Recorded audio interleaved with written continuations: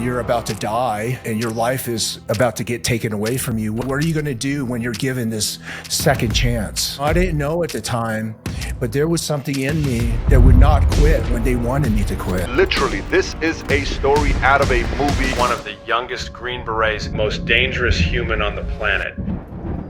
Do you want to tell the story of your escape from Vietnam? I know that really made my jaw drop. I was introduced to faith at 3 years old. They would stop the boats, kill the men, rape the women, and enslave the children. The suffering that I endured as a child allowed me to travel around the world fighting for those suffering around the world. But if I ask you, tonight, you're gonna die, would you not live this afternoon a little bit different? What if I say to you, wake up early in the morning, ground yourself in truth, serve something that's higher than yourself, let go of whatever that you're holding on to that morning, come into that day with just gratitude. What's the meaning of life but to live and to feel what it means to fulfill? So Tu, thanks for joining us at Motiversity. We're really excited to have you on the show. What is the way to become mentally strong? So you served 23 years in the military, 20 years as a Green Beret, special ops, unconventional warfare. How do you build inner strength and become mentally strong? Well, I think resilience is built out of the struggle, is built out of pain, is built out of suffering. My whole life is that I was born in war. I lost my country. I lost my freedoms. We escaped on a wooden fishing boat when many were left for dead. Over 400,000 refugees died at sea. I was raised in refugee camps when a normal 5-year-old kid is in preschool. We're fighting to survive. So the question is, how do you build resilience?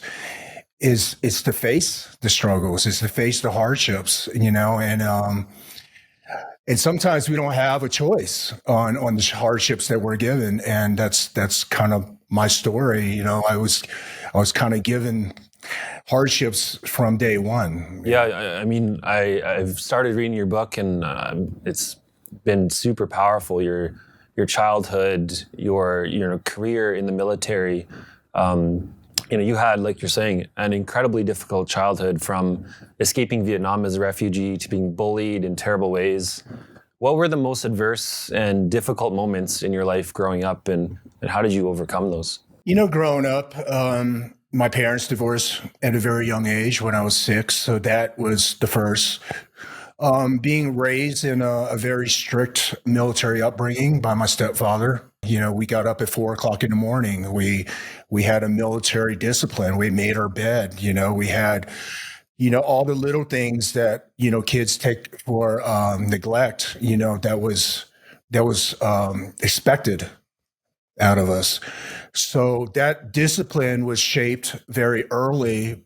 But my hardest thing, I feel, growing up was, just never really fitting in, right? I was a refugee and I was poor, up until, my mother remarried, we're almost homeless, So the thing is, for me, it was fitting in.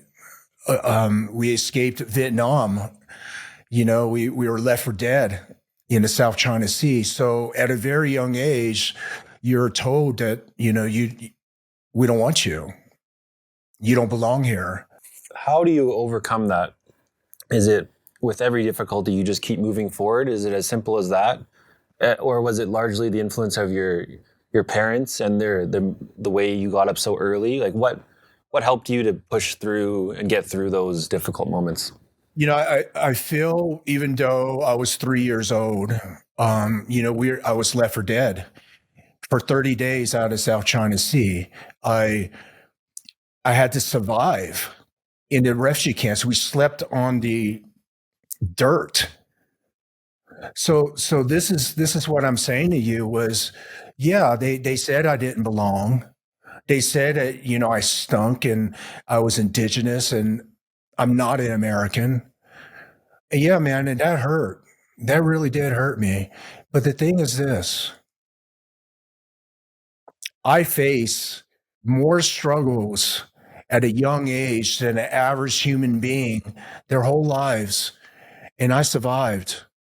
I didn't know at the time, but there was something in me that would not quit when they wanted me to quit. And I think that boils down to, when you're about to die, and your life is about to get taken away from you, what are you going to do when you're given this second chance? And I didn't know it. I would say that I wasn't that mature at my young age, but man, I took it. I took all of the insults. I was bullied. I was beat down. I was told I was nothing, and I took it all, and it fueled me to be this warrior, because I was full of, I was full of like insecurities, like in my high school and junior high years, I was full of insecurities. I was told I don't belong, and that has to ripple throughout your adult life. That has to ripple out through your whole adult life, the insecurities. Yeah. So, I would say that was my biggest struggles. Yeah, I know I read the book. I know most of our listeners might not have. Do you want to tell the story of your escape from Vietnam as a child? Even just like the boat story. I know that really made my jaw drop. Faith. Faith is to believe in something that's outside your control. Faith. And I didn't know at the time, but I was introduced to faith at 3 years old. My mother loaded up her 2 kids on an overstuffed wooden fishing boat. Can you imagine that?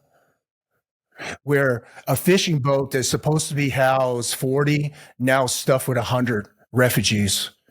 Over 400,000 refugees died at sea. And my mother took me and my brother and loaded up on a fishing boat, knowing that we could die. There's a high possibility we would die. But her faith in something bigger, and to escape Vietnam at that point, which was 76, to escape Vietnam after the fall of Saigon, first you had to get past the North Vietnamese soldiers that were patrolling the coastline. And if they caught you, they'll bring you to the re-education camps. And these are torture camps. Prisoners would be forced into harsh manual labor. If anybody fell injured, ill, they were brought out to the jungles and murdered. And then we had to escape the pirates from surrounding countries.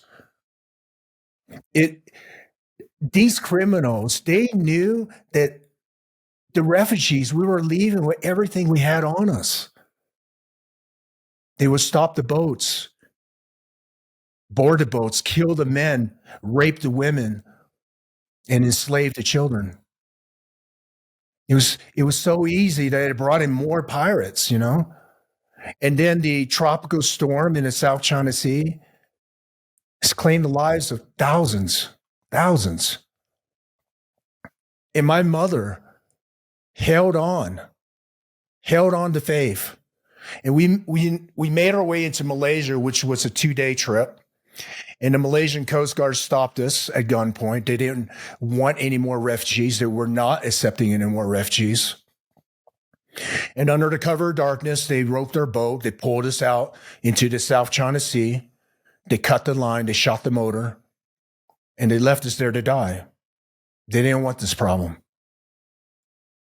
So my mother said we drifted for nearly 30 days. A lack of food and water, the dead, it was thrown overboard. Let me ask you, what do you think happens to a 3-year-old mental state when he's seeing bodies being thrown overboard? People being murdered? I can't even answer that. Yeah. Yeah, because we are smarter now, right? We're smarter with mental health. We understand mental health more now than we did back then. We understand that dude, your analytical mind was not even developed yet. Just your subconscious. Everything you see, everything you felt, everything, all the suffering, all of it was buried into my subconscious. You understand? So the thing is this. So we drifted for nearly 30 days. Classic case of out of water. People were drinking urine to survive. That's how desperate we were. We drifted for nearly 30 days. And then, my mother, she says she carries, like every refugee, they carry poison in their belongings. And the poison was to be administered to the children if the journey ends for us. So we don't suffer. Can you imagine holding on to that poison, watching your kids die? When do you even call it? Like, when do you call the end of your child's suffering? That's the thing I'm trying to explain to you guys, was that faith. My mother held on to faith. And because she held on to faith, we were caught in this huge tropical storm. My mom said the storm was so massive that our little wooden fishing boat should have capsized. It should have been ripped apart. But somehow this storm, it washed us, further out into the South China Sea, until eventually we were rescued by a passing Russian supply boat. Jeez. In 30 days, to me, it's just unimaginable. Yeah. And then, being brought out to the refugee camps. And then we lived there for a year and a half, waiting to be Americans. The thing is that, I faced that when I was very young. The refugee camps, it was one of the southern islands in Indonesia. Let me explain. The tropical storms in these southern islands would literally rip apart the jungle. And we're in these grass huts. We're in these grass huts on the dirt, in the mud, waiting for our citizenship paper, waiting for it to be approved. So, after a year and a half, of staying in these refugee camps where people were murdered, shallow graves are dug, bodies are thrown in these shallow graves. When the typhoon hits, the bodies are exposed. I remember these things. Can you imagine that at 5 years old? What happens to the psychology of a human being? Yeah, I can't imagine, honestly. And you never gave up, right? Yeah, my mom never gave up. I don't know me, I went off of my mother's leadership. If my mother gave up, I was only 5. I would have died, right? I would have gave up. So eventually, after a year and a half, our citizenship got approved, and then we moved to the States, where can you imagine my parents moving to the States where they can't speak the English, they can't speak the language, they're poor, they lost their country, they lost everything they had, living in a 1-bedroom apartment,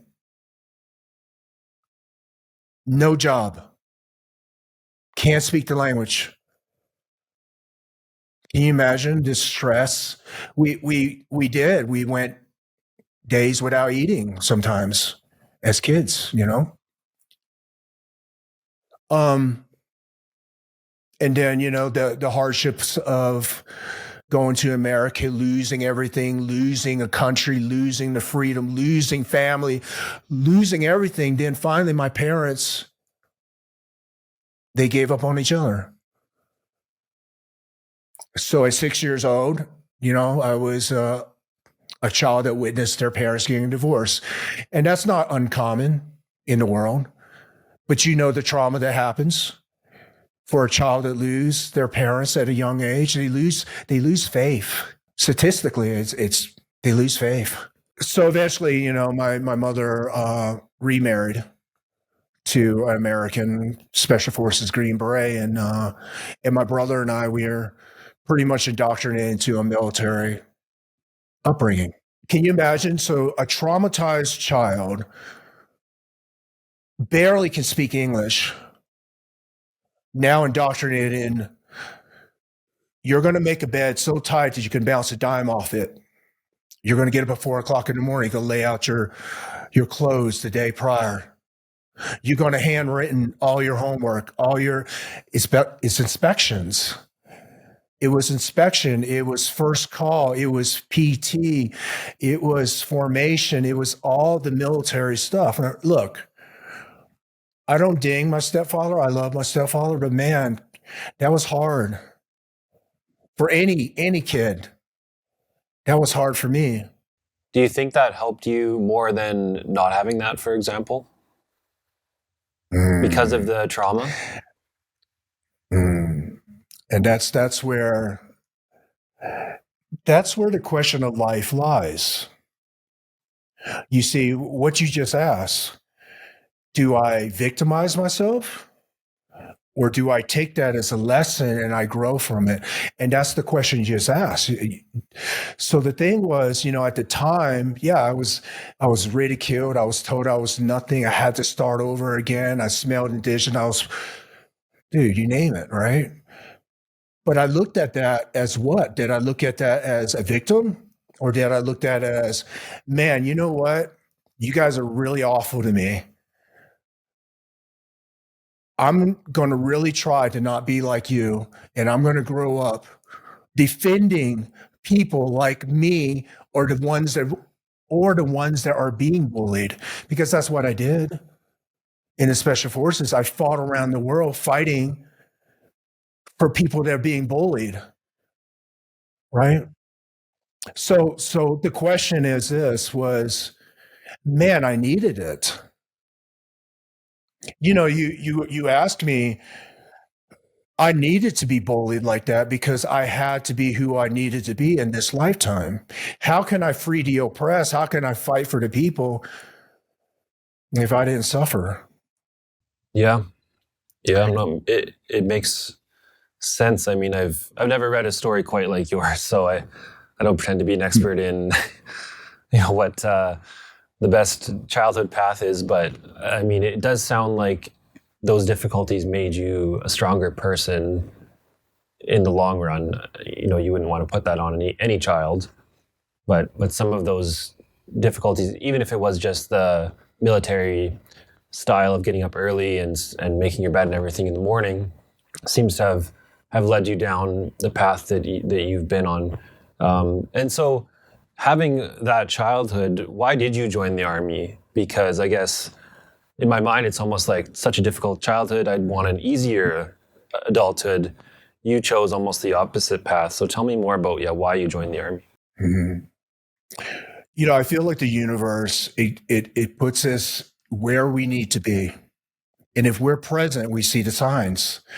See, my uncle, he's American, was an American Special Forces lieutenant that fought in the Vietnam War.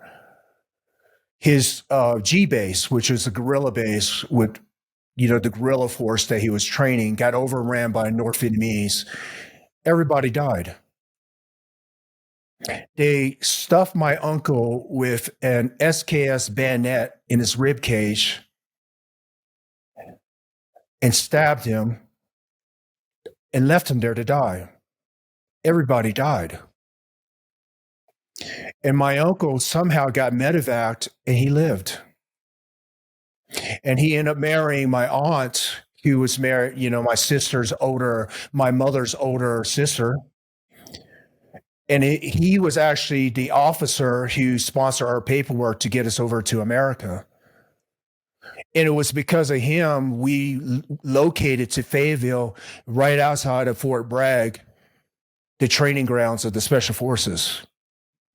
And then my mother remarried to American Special Forces Green Beret. So where I'm going with this is that Man, I knew their mission at a very young age, which their mission was to fight for the oppressed, to free the de-oppress the liberator, to free the oppressed. They're very elite soldiers that fight alongside indigenous forces, our partner forces, right? And I knew the stories of the Green Beret when I was young, growing up. You know, I grew up around a lot of veterans right outside of Fort Bragg. A lot of Vietnam era Green Berets that told me stories of how they would murder men in war. So I knew the Special Forces mission. I was a traumatized child. I knew the oppressed. I was the oppressed. My mother would help refugees any way she could. You know, she would cook for them, give them money because she was a refugee. So at a young age, through my mother, through my stepfather, and through my uncle, I knew I wanted to be. I wanted to be in service. I wanted to serve something higher than myself. I wanted to fight for the oppressed. I wanted to fight for the ones being bullied around the world. And I knew that in order to do that, I needed to develop some skills. And I needed to be this warrior because I was this weak, frail man. I was a weak, frail little boy, right? I was picked on. I was shy. I was low self-esteem. I was all of it. So I had to tear myself down and build myself back up. And I knew in order to do that, I had to aim towards the highest mountain. And to me, that was the Special Forces and Special Operations. What age were you when you knew that? I knew that I was going to be a Green Beret when I was 11. 16 was when I started my training. 18 was when I enlisted. 21 was when I was on the A teams and Special Forces. So I knew what I wanted. Right. I knew what I wanted. So, and that's the thing is, look, man, the universe, right? It puts situations, it puts conditions in front of us. The thing is, are you present enough to listen and see? Right? Because the suffering that I endured as a child allowed me to travel around the world fighting for those suffering around the world. And the only way I can do that is I had to be one of those guys suffering, right? Yeah, absolutely. It does seem like you're very purpose driven. How big is purpose for you, and just having a meaning in life? You know, in the Special Forces, we would plug a coordinate and we will shoot a direction, shoot an azimuth, and we'll walk that azimuth, right? And that'll bring us to the coordinate, that location that we plot on the map. And in navigation, we look at terrain, we look at hills, look at valleys. The thing is, purpose is the same thing. It's like putting in that azimuth. It's seeing that terrain that you need to navigate towards, looking at that azimuth and trusting in yourself. Purpose. Like without purpose, you're just aimlessly going to walk through life. Right? Without purpose, what is there? There's no fulfillment. Right? Without purpose, there's no fulfillment. Without purpose, there's no greater you. And what is the meaning of life? What's the meaning of life but to live and to feel what it means to fulfill a higher purpose? Yeah. Yeah, absolutely agree with that. But purpose needs to be grounded. It needs to be grounded in truth. Mm. Okay, so, do you want to be successful in life? Of course. Do you want to make a lot of money and be rich? I would say that's maybe one of the goals. Right. See, that's the thing is when people look at that, they look at the end state and they see that as purpose. No, that's not purpose. being rich, being famous, all that. That's not purpose. Let's just say you're rich. Purpose to me, if rich, dude, I got the money now to help others. Isn't that great? Right? If I'm famous, oh, now you put me on a platform for me to help others because I can speak my truth. I can speak my struggles. Right? They put me on this video game, Call of Duty. Right? It's a billion dollar franchise. Right? And the thing was, everybody's like, "Oh man, you're so cool. You're so this." They saw the fame in it. What I saw was the platform now to go into elementary school and speak values and purpose to our youth. Okay, yeah. Because did you turn that down originally? I feel like I read that somewhere. You turned down. They came to you and you said no at first. Is that right? Mm-hmm. Yeah. I mean, what's the purpose of it? You want to capture my martial art movements? You want to capture my gunfighting? Okay. What's the purpose?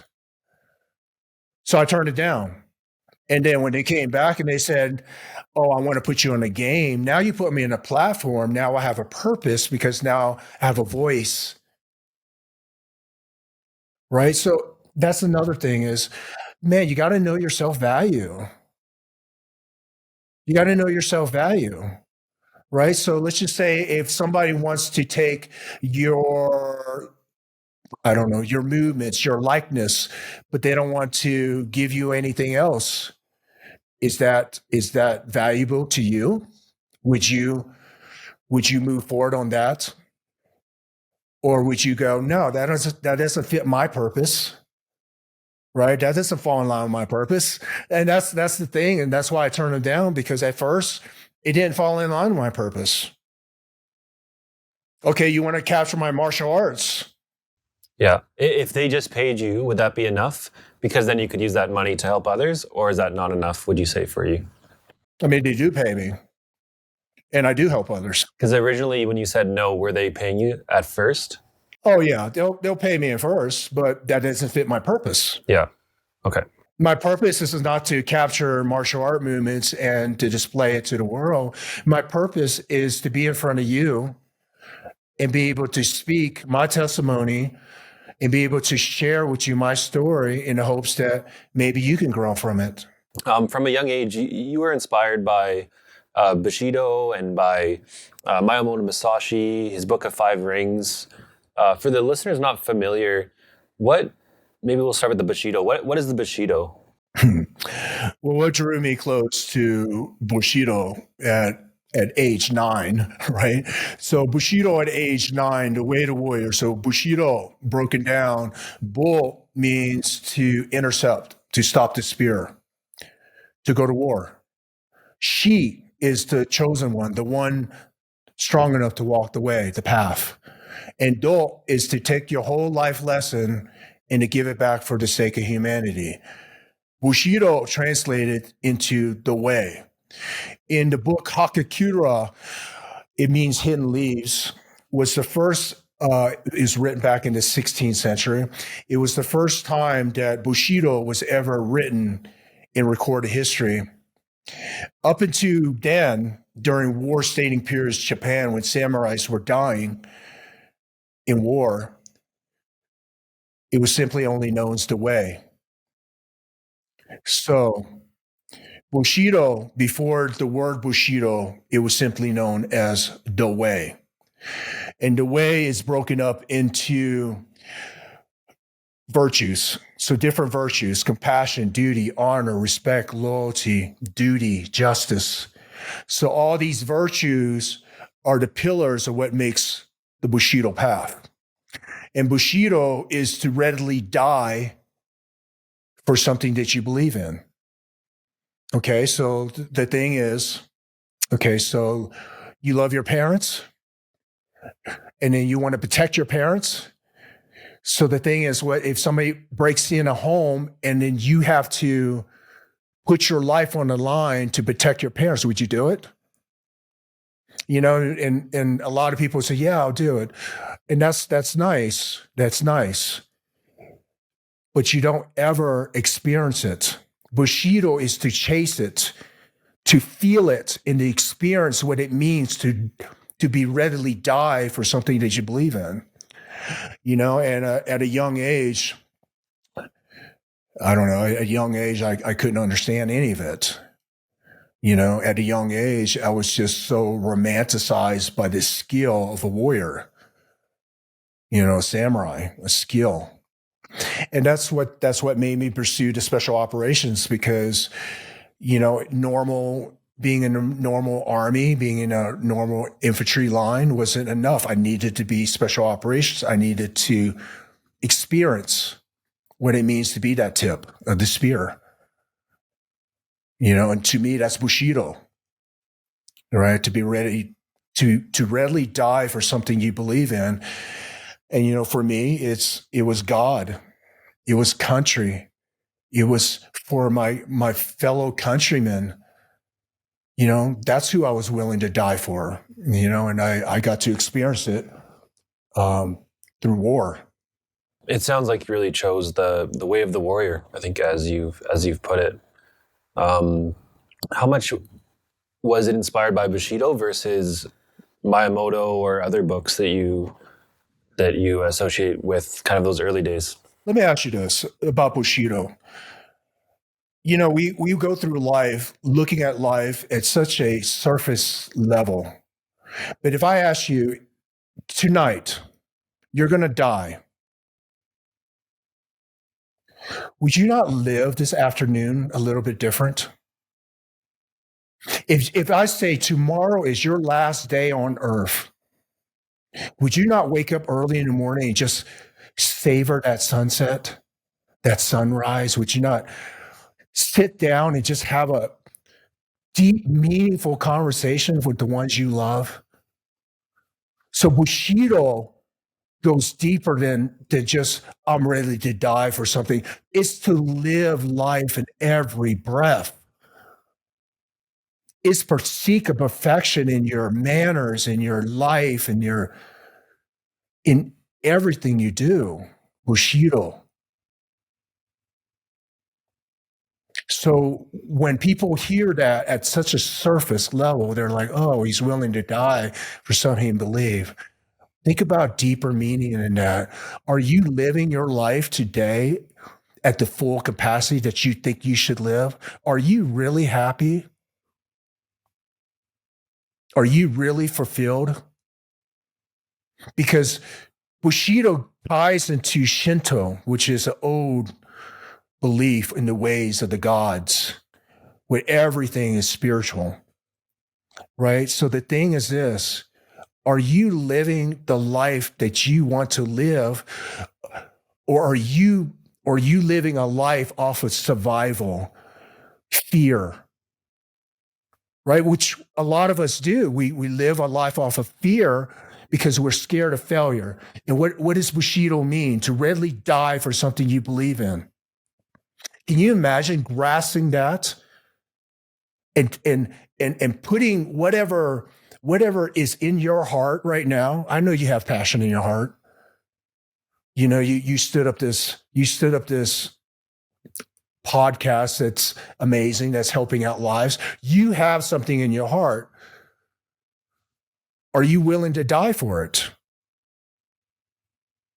And if the answer is yes, then that's Bushido. Because you're willing to get up early in the morning.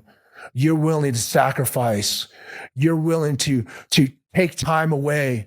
You're willing to ground yourself in the present moment, to make sure you're rooted in the virtues of your core belief. What is your core belief, man? What is your values? Can you imagine you being who you are and you stepping away from your values? What purpose is that? So when I say Bushido, man, it translates into your life, my life. It's our goal to make a ripple in this physical world, you and I. Right? That's got my head spinning. I got lots to almost think about on that topic.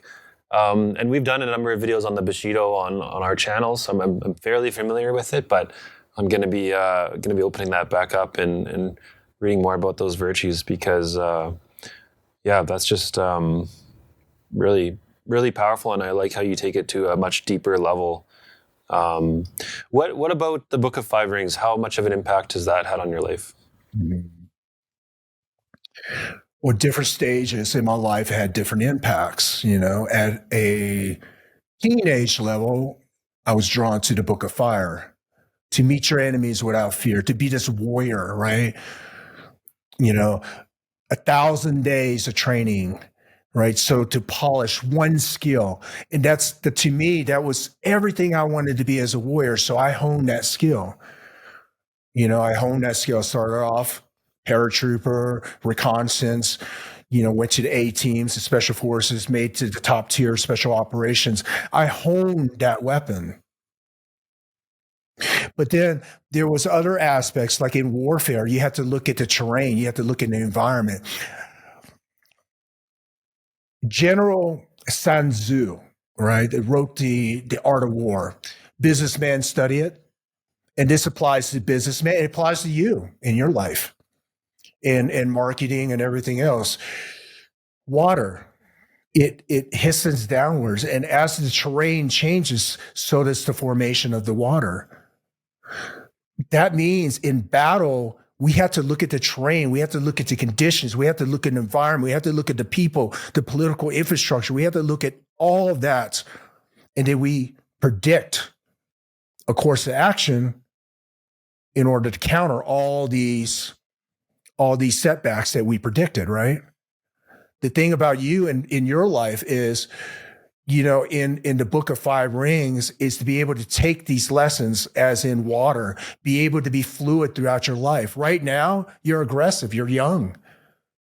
But imagine later on in life, you want a family, you want to slow down, you want to start controlling more of this, right? You want to start controlling more of you and not the externals. That doesn't matter. The externals don't even matter. In our youth, we try to control everything around us. And then when we get older, we realize we're not in control of any of it. And then you make peace with it, right? So the thing is fluidity, your personality, fluidity in life, your goals, your expectations, all that's fluid. It should be set. Nothing should be set. It should be like water, because water, it feeds even the lowest of places, the smallest of crevices. It reaches it. Wind in Masashi is to be able to sit, gather intelligence, right? So wind is, if I sit downwind from you, you're cooking a meal, I can smell that meal, right? In reconnaissance, I can literally smell the enemy in the jungle if I'm downwind.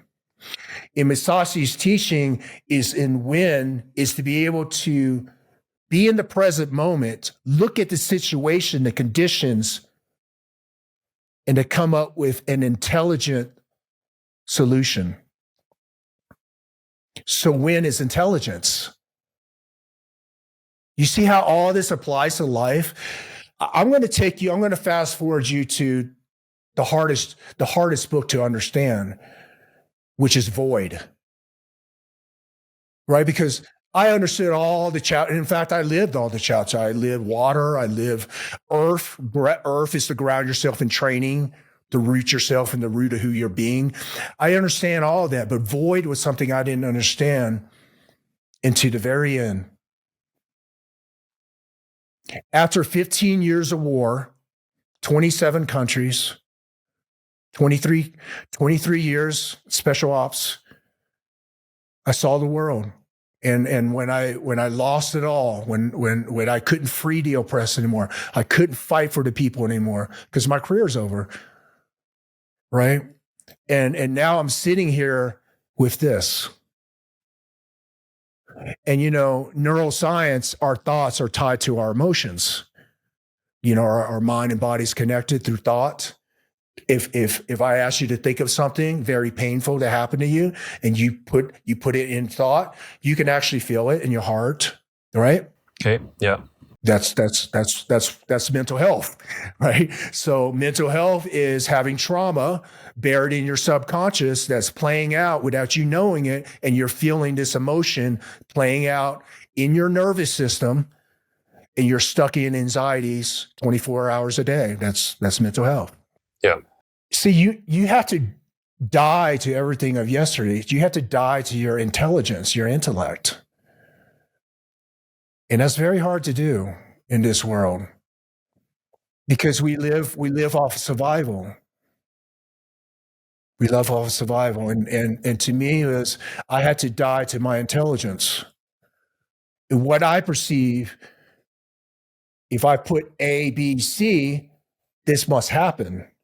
But in the element of emptiness and void, it's not A, B, C because I don't see you. I feel you. I can only feel you and I can hear you.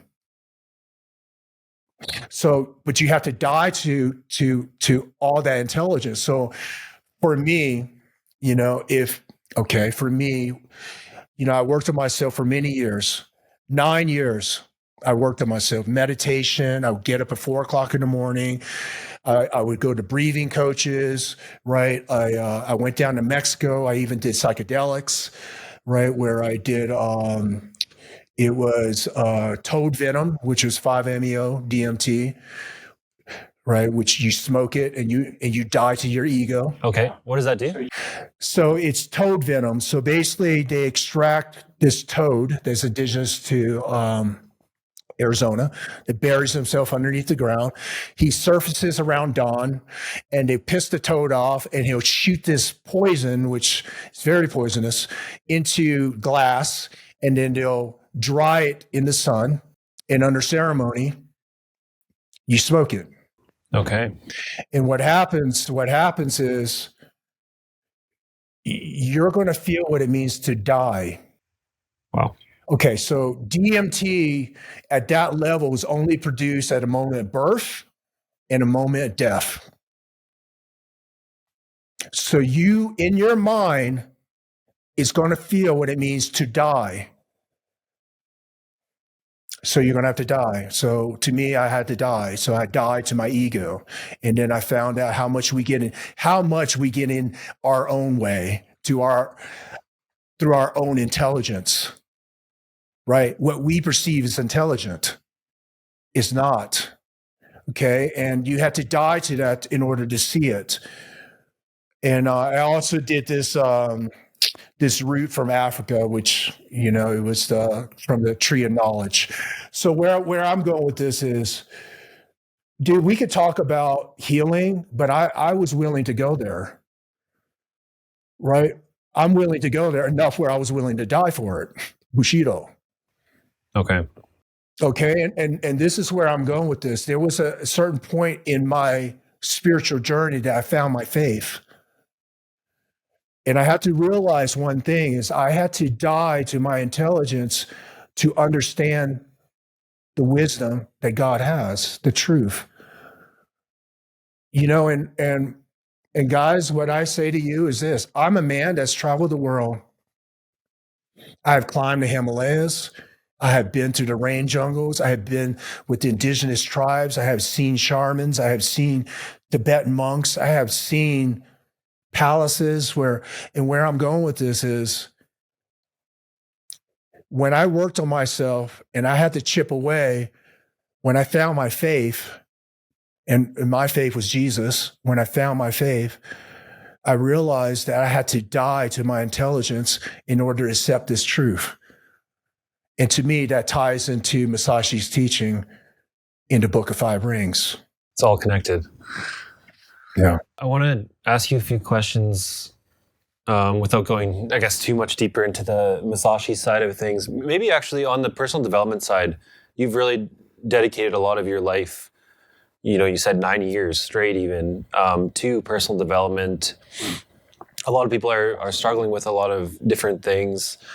Maybe even first, what's your morning routine like? I know I've heard you talk a little bit about Tony Robbins, for example, but what is your morning routine like right now? So, This morning routine that I'm about to share with you guys was me putting together, me traveling around the world. I saw 27 countries. I journal all around the world, and there were certain practices that I saw that I knew, I was interested in, and then I practiced it and it worked. Tony Robbins, when I went to, he was the first. So I would reach out to these teachers. I have all these, and they're all around the world, these teachers, right? Tony Robbins was one. And he taught me, if you change your physiology, you change your mental. Right. So he would wake up early in the morning and he would jump into cold water, 55 degrees, cold plunge. So I saw that. I saw the Tibetan monks focus on an hour of death, where they focus on death. Literally, can you imagine meditation and thinking about this is your last day? No, I've never meditated that way. Yeah. But I promise you this. You will be a better man that day. Yep. If this is my last day on earth, do you think I'm going to go around being a jerk to everybody? Man, I'm going to be kind. I'm going to make time to have conversations with people that I don't even know. So can you imagine how that plays out in your day if you're able to apply that gratitude?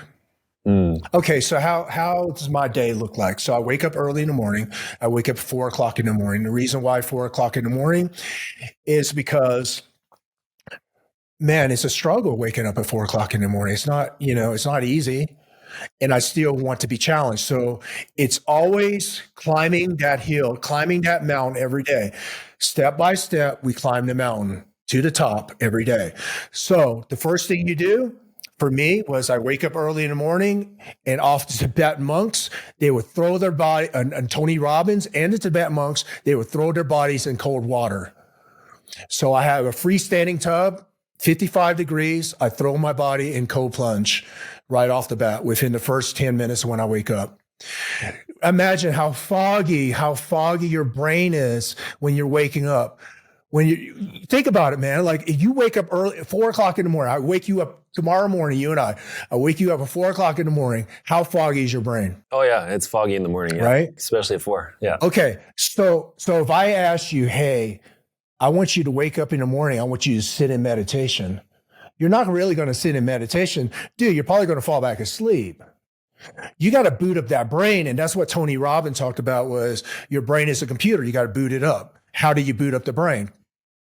There are certain ways to boot up the brain. Changing your physiology. I wake you up at 4 o'clock in the morning. You're like, oh, dude, I'm still foggy. I'm like, okay, well, 50 burpees. And then you hit 50 burpees. That would change your physiology, wouldn't it? Okay. Yeah. If I take you outside and I throw you in 55-degree cold plunge, that would change your physiology. So I need to boot up that brain. I need to wake up that brain. So the first thing I do is I'm going to change your physiology. I'm going to wake up that brain. Once I wake up the brain, I go and I sit in nature. All right, you want to sit in nature because you want to ground yourself. There's a frequency to nature, especially in the morning. There's a frequency in the morning. There's a frequency at night. There's frequency in the afternoon. There's a frequency in the morning. Okay.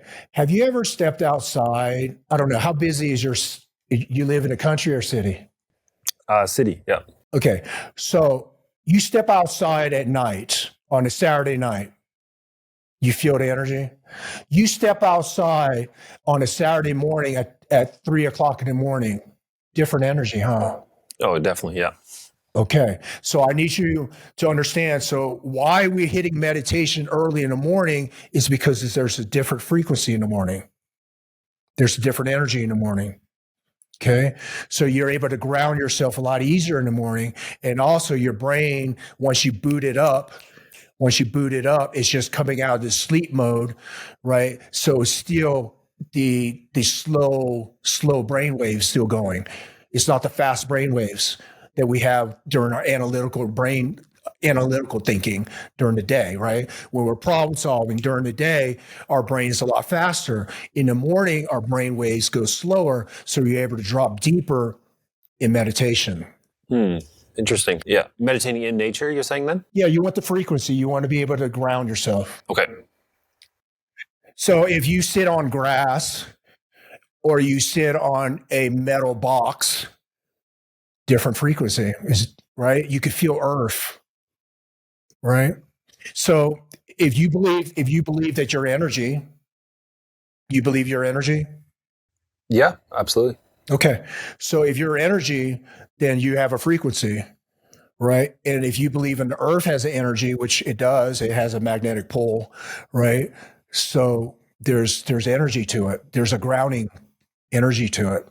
So what I'm saying to you, it's the energy from earth, it actually pulls energy from your body, grounding you.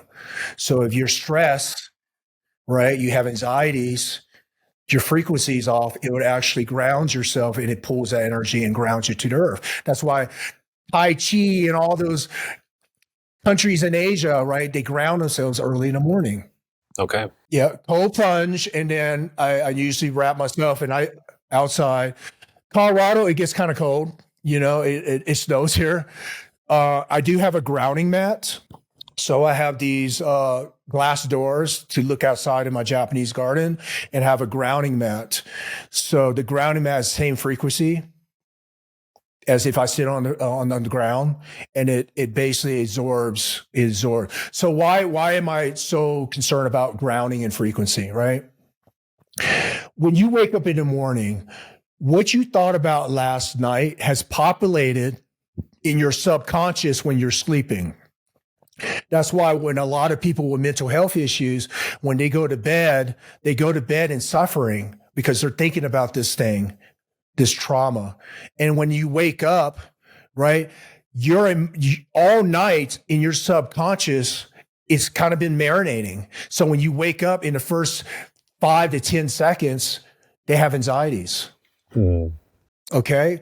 But I also want you to put it in your world, even if you don't have trauma. Okay. Because I released all my trauma now. I don't have anxieties anymore. But what I do have is sometimes I wake up in the morning, I'm anxious. Right? I'm anxious. I'm really excited for something. I don't want that. I don't want to be too much this way, and I don't want to be too much this way. Right. Okay. So when I wake up early in the morning, whatever it's in me is going to start surfacing. If you wake up in the morning and you're present, and I want you to just be present enough. No, don't look out there. Look right here and feel within your gut. What are you feeling that morning? For a lot of us, it's anxieties. It's shame. It's regret. It's stress. It's stress, right? And what do you think happens to your nervous system when you're living like that? When you're not living present? So I'll tell you what happens. So you go into a state of survival, and imagine if you're going to stay in survival. If you and I are in a house, and I got a gun, and you got a gun, and you know how highly trained I am, and I'm going to hunt you down and kill you. What do you think that's going through your mind? You're thinking about survival. So what happens to your nervous system, things start shutting down. Your hearing amplifies, your eyes amplify because you're going to a state of survival. What do you think happens to your nervous system, though? Your immune system. It shuts down. It's not present. So when you're in a state of stress, anxiety, shame, whatever, you're in a state of survival, which cuts down your ability to even have an immune system to fight off illness. Yeah. Right. That's why people get cancer from mental health. They start having more illness because it came from mental health, because things start getting shut down. Yeah. So if I say to you in the morning when you wake up, and the first thing you feel is, let's just say you feel anxious, you feel anxieties because you're stressed. Okay, that's the emotion that you don't need for that day. So how do you get rid of it? You throw your body in cold water, you come back out, you sit in nature, you wrap up blanket, you sit in nature, you sit and ground yourself, and you inhale through the nose and you exhale through the mouth, going deep into the lower abdominal because that's where we keep majority of our stress, right? We shallow breathe. We shallow breathe on our upper lungs. We don't breathe in our lower lungs, right? That's what elongated breathing does, meditation. It goes into deep into the reservoirs of your lower lungs. That's where all the stress is at. That's why when we feel stress, it's right here in the solar plexus, right? That's where it stores. Okay. So imagine if I'm teaching you how to release that, right? You don't have to live with that. So imagine every morning you ground yourself. So for me, this is how I ground myself. I put on earplugs, right? I have a grounding mat. If it's snowing on the inside, right? If I'm inside, I have a grounding mat. If I'm outside, I ground on the ground, right? And I have earplugs and I listen to the audio daily Bible. Okay. Yeah. I'm starting my day off with God. Okay. So doesn't matter what religion, but I want you to understand this. I'm starting my day off with something higher than me. Right? Can you imagine that? This life is not about me. I serve something higher. So can you imagine that? Yeah. In the mornings, you're reprogramming is what I'm doing. I'm reprogramming whatever you believe is truth based off of your situation, based off of your beliefs, your conditions of your upbringing. Right? So what happened if the conditions of my upbringing was, you're a loser. You don't fit. You don't belong here. Right? You're not going to make it.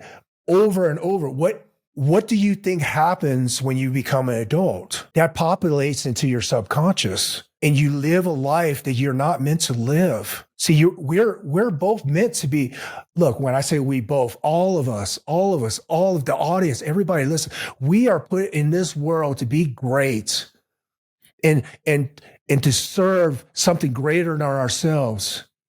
But how can you serve something greater than yourself when you wake up to yourself every day? When I say that, you wake up to your grumpy self. You wake up to running out of the house late, driving sporadically to work, flicking people off because you're late to work. And then when you get into work, you're rude to everybody else because that's what's in your heart. What if I say to you, wake up early in the morning, ground yourself in truth, serve something that's higher than yourself, let go of whatever that you're holding on to that morning, come into that day with just gratitude. Two different lives, right? Yeah. No, I really like this technique. How long do you usually meditate and listen to something higher for? Okay, so the audio daily Bible, it just goes over whatever scripture for that day. I'm on the book of Judges now, but I go down the whole Bible, right? It was 66 books. But the thing is, and then, so I listen to that. So imagine this, you meditate, right?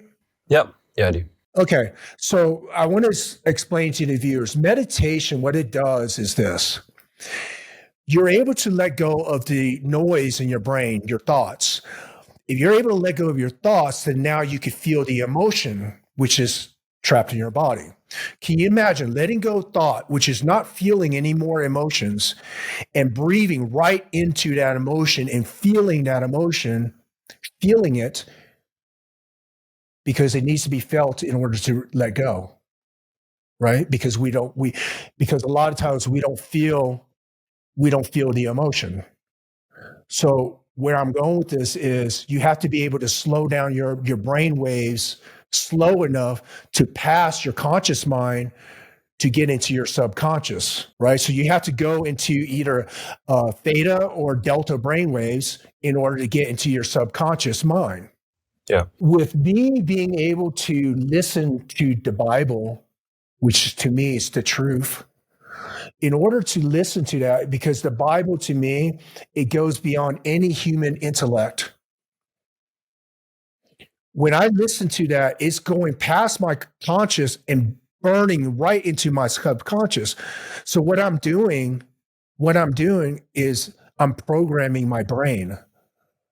I'm programming my subconscious through being able to breathe past the conscious and going into the subconscious, be able to ground myself in frequency early in the morning, right?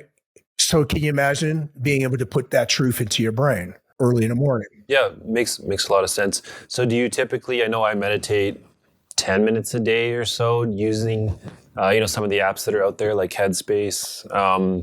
Do you go for long? Do you go for like an hour, or do you find it depends on the day?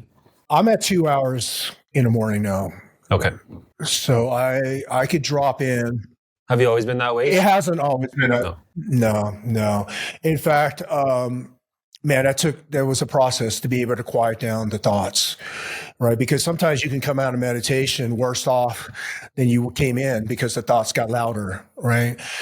It's a war, right? It's to be able to understand the mind, be able to go into a breathing sequence, and that takes practice. It's like martial arts. It's like weight training. It takes practice. And for me, I tell you, look, each their own journey. But the psychedelics, it speed up the process for me because it allowed me to be able to drop into the lower reservoir of my meditation. It allowed me to practice a deeper form of meditation, that I couldn't achieve through just my normal practice. I know myself and a lot of people really find morning routines tough to stick to. So how do you stay disciplined? Does it go back to the way you've chosen to live your life, like with the Bushido in mind? Now it's going to happen. So the monster, the laziness in me, it's not there anymore. When I say that, the laziness, we all have it. The procrastinator, right? The guy who doesn't want to do shit. So the guy who the alarm goes off at 4:00 in the morning, you're like, oh, my legs kind of hurting this morning. Maybe I shouldn't run. That guy. See, that guy in me, he's gone because he knows that it doesn't work. The thing is, it's going to happen. So when you say, what is my discipline? What is I've done it for so long. Now I've been doing it since I was 9, 9 years old. Can you imagine? I've been doing this, making my bed, doing, all this. It wasn't the spirituality stuff until 10 years ago now, right? The spirituality stuff in the mornings, but discipline goes off on discipline is your lifestyle. What is your lifestyle, man? Like, okay, so I could teach you to go to the gym, and you and I, we can get totally jacked in the gym, right? And you and I, we have a good 2-hour sessions in the gym. We burned it down. And you go home and you drink a milkshake and eat like crap. You understand? It's encompassing everything. Yeah, it's all connected. And so your perfect morning routine, cold shower, making your bed, especially when you were younger, right, was a big piece of your mornings before. Was there anything else that was a big piece of your mornings in your younger days as well? Grounding yourself, working out. Do you work out in the mornings as well? Yeah. So after my meditation, then I go into 2 hours of working out in the morning. So mornings is usually cardiovascular. Weight training is usually in the afternoon. I split them up. I used to put them together, but I found I was slacking on one or the other. So now I separated two. So 2 hours in the morning of cardiovascular. Okay. And then 2 hours of weight training at night. Yeah. So 4 hours a day. Is that every day? And then Sundays usually my relaxed day. Usually Sunday, I call it my spiritual day, where I meditate, I journal, I work on my yard, just stuff that is very peaceful. What would you say to most people? What should they be doing in the mornings? Yeah. So a lot of people, when they seek meditation, they're the voices, their thoughts, they're trying to quiet down, a bit. So meditation is just to be present and to quiet down the thoughts. That's what a lot of the students that come to me seek. So for me, when you're seeking that, just being able to ground yourself, letting go of thoughts, that's a practice. So I ask you this. So if you want bigger traps on your shoulder, how often would you go to the gym? And how long would you work out if you want really big traps? Where I'm going with this is if you want to really release your thoughts, how long are you willing to work? Okay. So at first, it's going to be really painful. It's going to be really noisy, just like going to the gym. If you want really big traps and shoulders, if I put some weight on you, it's going to hurt. So the thoughts are going to be very, very loud because it's energy, and energy, it wants to stay alive. It doesn't want you to let it go. Right. So you're fighting against that. You understand that. So thoughts. And if you never train on controlling your thoughts, which we don't, then how do you expect to be a black belt at meditation the first week? Right. So why I'm going with this is first, be patient. Second is you have to go towards your skill level. So if you're sitting there and you're like, I'm going to sit here for 30 minutes in meditation, but those 30 minutes, dude, all you did is just populate thought. That's not good. Right. You're just getting defeated. Right. So first start off with 1 minute. 1 minute. Give me 1 minute without thought. Okay. And if you're able to give me 1 minute without thought, right, then I could know that you could focus on something. And then I usually direct them to guided meditation. Guided meditations usually last about 7 to 8 minutes, 15 minutes for the little longer ones. Right? Guided meditation. Guided meditation is great because it allows you to hone in the audible, the person talking, right? They'll make you aware of the breathing. So that's great, but that is kind of like training wheels.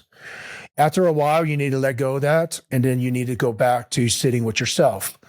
So first, 1 minute, going into guided meditation for 7 to 15 minutes. If you're able to achieve that, then you need to sit for 3 to 5 minutes in meditation daily. And then I ask you this, where are you at after a month, because it takes a month. It takes a month for your nervous system kind of rewind everything, right? So Dopamine Nation is the book if you want more information on that, where your nervous system rewinds after 30 days. So 30 days of meditation, your body takes effect. Now I want you to journal. What are you thinking? Right? So let's just say now, because you focus on meditation, if I say, let's say you have a negative thought, right? We all do. A negative thought. We all have it. And let's just say your negative thought is, I'm going to lose my business tomorrow. Right? It's only social media. It can go away anytime. That's a negative thought. Yeah. So the thing is, those negative thoughts, that negative thought right there, it just probably raise anxieties. See, what I'm saying to you is your thoughts can also turn against you. And depending on your trauma, it can turn against you. You know, women out there, men, young men got molested when they're young, never got over it, never faced it. Now they're suffering and shame that they didn't even commit. And through understanding that, right? So let's just say you're meditating and then shame surfaces through emotion. Right? Remember, I let go of thought. I'm not thinking about anything, but I'm breathing, and then shame, I start to feel shame. That means that you have shame inside of you that needs to be released. So now continue to let go of thought. Focus on, don't even focus on shame. Feel shame. When you focus, you're putting thought onto it again, right? If I focus on something, I'm putting thought back onto it. I'm letting go of thought and I'm feeling shame. I'm feeling anxieties of I'm going to lose everything tomorrow. I'm feeling it. And that's okay. Because that's the flesh. That's a human emotion, survival. It's been with us since the beginning of time, right? It's fine. It's normal. Yeah. So feel it, let it go. And now I'm connected to something higher that I serve. Can you imagine that combination? Like, okay, I feel you. I know you're not real because I'm connected to something higher than me. Bro, that's so powerful. Wow. Yeah, I think that's honestly really amazing advice and should help a lot of people. So I know you have an extensive martial arts background. There's a lot of people interested or looking to begin their own martial arts journey. Where should people begin? Is there like a type of martial arts that you recommend? First I need you to ask yourself, what are you trying to do with the martial art? Same thing with a weapon. It's like when somebody say, hey, what kind of weapon should I pick? What are you trying to do with the weapon? Are you trying to defend yourself, your home? Are you trying to defend your home? Are you trying to carry it? With martial arts, what are you trying to do? Are you trying to be a professional fighter? Are you trying to compete? Are you trying to learn discipline and the traditions of martial arts and the customs? Are you trying to learn the deep-rooted meaning of spirituality and the defeat of oneself? Are you learning the physical aspect of harming a person? So the thing is this: a lot of people, when they ask me martial arts, they just want to learn how to protect themselves, right? Yeah.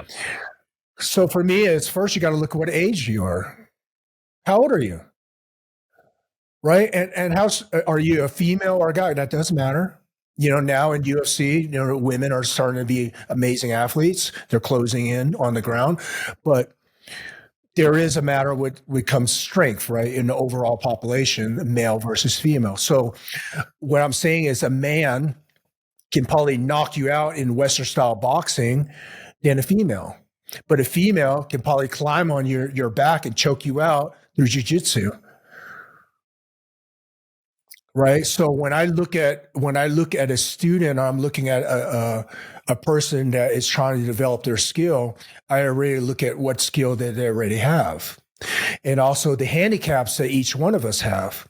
So as I get older in my age, my speed isn't there because my vision my cognitive skills may not be as fast as it used to be on picking up movements. Right? My flexibility may not be there anymore. So what is my martial arts when you get older? Well, if you're asking me, well, I want to defend myself, I want to protect myself, then you need to learn the way of weapons. Your grandmother, I'm putting it in a situation general, our grandmother who, let's just put her at age 80, has a 22-year-old mental health kid that broke into her home at 3:00 in the morning. You're not there. She lives alone. What is the only thing that can save her? Not any physical martial arts that anybody can teach. What skill can I give her to save her life? Because I have.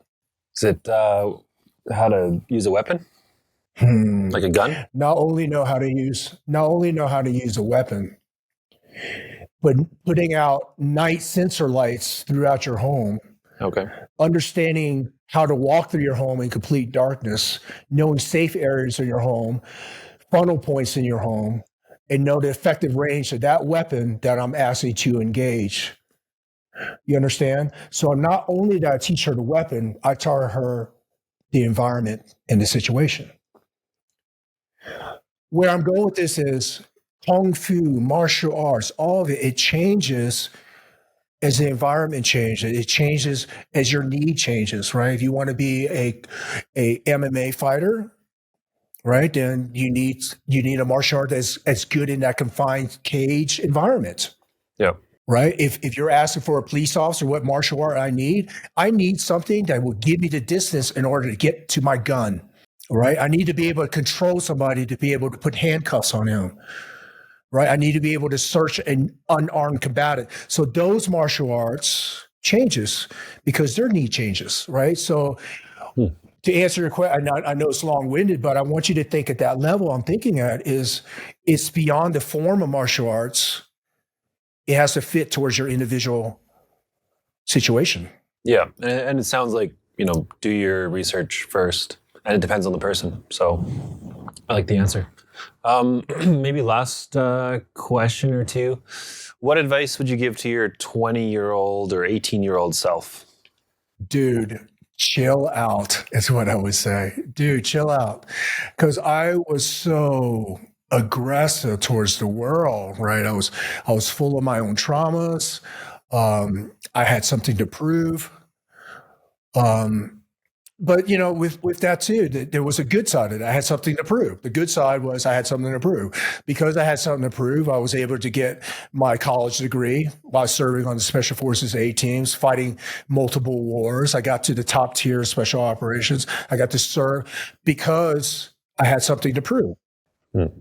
Right? So imagine if you didn't have something to prove. Imagine you came from a very easy life where everything is given to you. You don't have anything to prove. How far do you think you're going to get in life? What ripple do you think you'll make in this world? I don't know. So my 20-year-old self I would just say, chill out. Stop chasing and start living.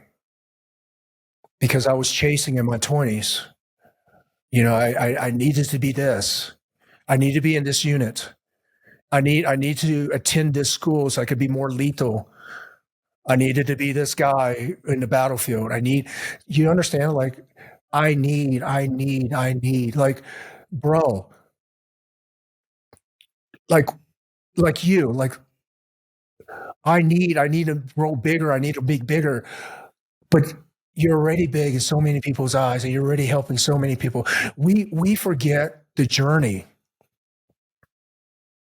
We're so focused on the destination, we forget the journey. And I know, like, sometimes you have to stop yourself and remind yourself, like, how many people do you actually think your platform helps? The world. And we have to stop and we have to, like, take inventory of that success, right? Because we're always thinking about the next mountain, the next hill, into the day that we die, and then we got to enjoy none of it. Yeah, I think about that quite often, actually. And enjoying the journey, but also being patient, right? Mm-hmm. Being patient to me it was a journey, and that journey was when I found my faith. See, being patient is having faith and realizing that it's not our time. It'll happen when it's the perfect time. This is a bit of a different question because I know you had at certain times in your career, different levels of security clearance. What should we know about our security that most people don't? Well, for the last 20 plus years, we've been fighting terrorists. We've been killing a lot of bad people around the world that wanted to control, wanted to torture, wanted to scare the general population, terrorism. Right. And it's just not America, it's the world, right? I'm sure you see it in Canada. It's the world. I worked alongside your JTF 2 guys. I know the situation there.